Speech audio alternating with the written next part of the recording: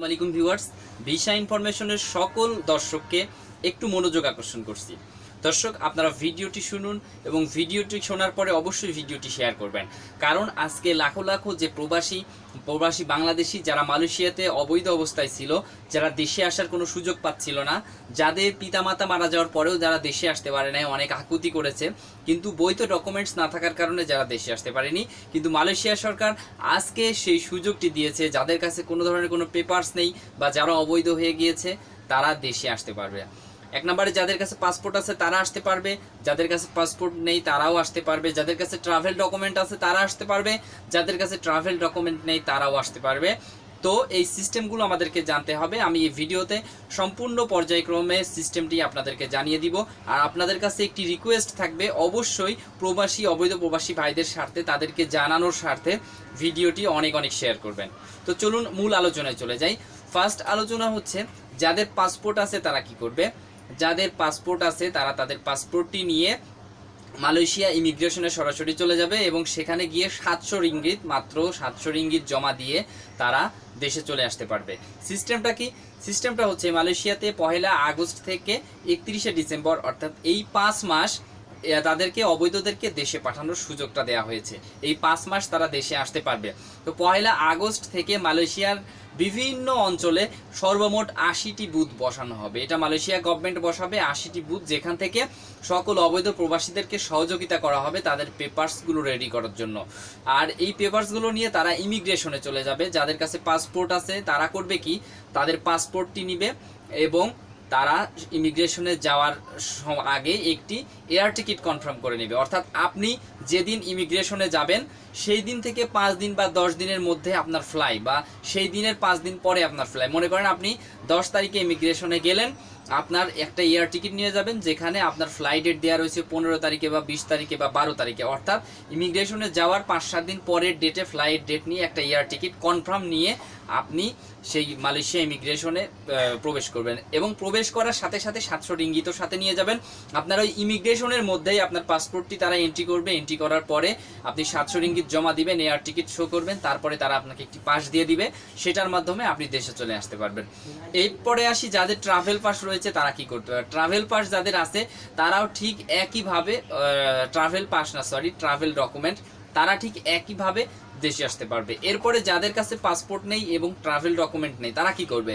যদি পাসপোর্টের ফটোকপি থাকে, সেইটা জন্ম নিবন্ধনের কপি, ভোটার আইডির কপি, তো এই কপিগুলো আপনাকে ফার্স্টে সংগ্রহ করতে হবে।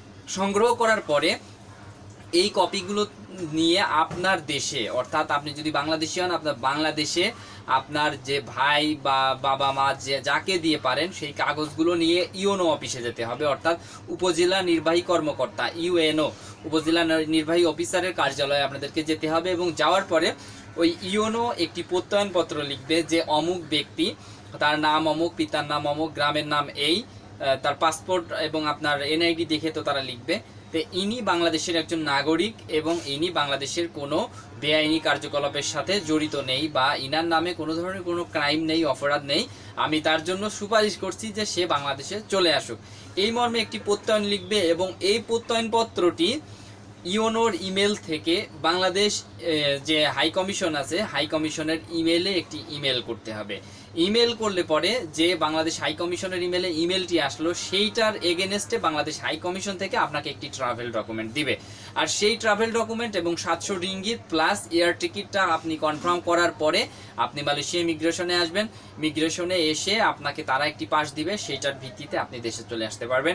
এটাই হচ্ছে একদম সবথেকে সহজ এবং মানে সুন্দর একটি রোল, এবং এই রুলসের আওতায় আপনাকে কোনো দালালের কাছে যেতে হবে না। মালয়েশিয়া ইমিগ্রেশন থেকে যে আপনার নোটিফিকেশন দিয়েছে সেখানে বলা হয়েছে কোনো প্রকার দালাল ছাড়া নিজে নিজে আপনারা এই কাজগুলো করতে পারবেন। অবশ্যই থার্ড পার্টির মাধ্যমে আলোচনা করবেন না বা থার্ড পার্টির সাথে যোগাযোগ করবেন। আপনি নিজে সরাসরি ইমিগ্রেশনে চলে আসবেন এবং এই কাজগুলো করবেন।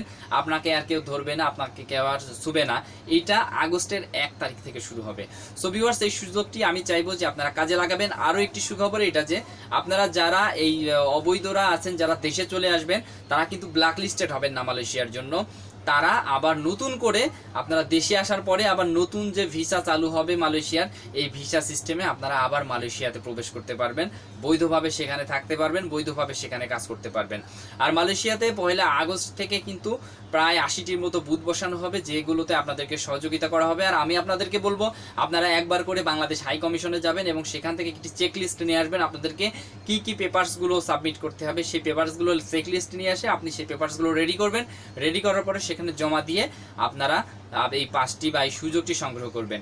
যেহেতু 5 মাসের একটি সুযোগ দিয়েছে, অনেক সময় আবার অনেকের জন্য অনেক সময় না, আমি চাইবো যারা অবৈধ আছেন আপনারা এর ভেতরেই আপনাদেরকে সকল কাজগুলো সমাধান করে ফেলুন। এরপর কিন্তু যদি আপনারা এই 5 মাসের মধ্যে বৈধ না হন বা দেশে চলে না আসেন, তাহলে কিন্তু মালয়েশিয়া কঠিন থেকে কঠিনতর অবস্থায় চলে যাবে, আরও অপারেসি তাদেররা বাড়িয়ে দেবে এবং এরপরে যারা মালয়েশিয়াতে থাকবে তাদের জন্য কিন্তু খুবই কষ্ট আছে, খুবই বিপদ আছে। সো ভিউয়ার্স, আপনাদের যদি কারোর কোনো সহযোগিতার প্রয়োজন হয় এই ক্ষেত্রে দেশে আসার জন্য পেপারসগুলো রেডি করা বা যে কোনো সহযোগিতা হলে আপনি অবশ্যই কমেন্টস করবেন। ভিসা ইনফরমেশনের মাধ্যমে পরবর্তী ভিডিওতে আপনাদের এই কমেন্টসের উত্তর দিয়ে সকল সমাধান নিয়ে নিয়মিত ভিডিও থাকবে। কারণ আমি চাই মালয়েশিয়াতে অনেক অবৈধ প্রবাসী রয়েছেন, সে সকল প্রবাসীর সুবিধার্থে আমি চাই যে তারা দেশে চলে আসুক এবং সঠিকভাবে এসে আবার নতুন করে যদি তারা চায় মালয়েশিয়াতে ভিসাতে যাক। সো ভিউয়ার্স, আর বাড়াতে চাচ্ছি না, আপনাদের কাছে আবারও রিকোয়েস্ট করছি অবশ্যই ভিডিওটি শেয়ার করবেন, কারণ লাখো লাখো প্রবাসী, শত শত প্রবাসী রয়েছেন যারা অবৈধ, যারা নিয়মগুলো না জানার কারণে হয়তো অনেক কষ্ট পাচ্ছেন, এবং যদি নিয়মগুলো জানেন তাহলে তারা দেশে চলে আসতে পারবে। সবাই ভালো থাকবেন, সুস্থ থাকবেন, আসসালামু আলাইকুম।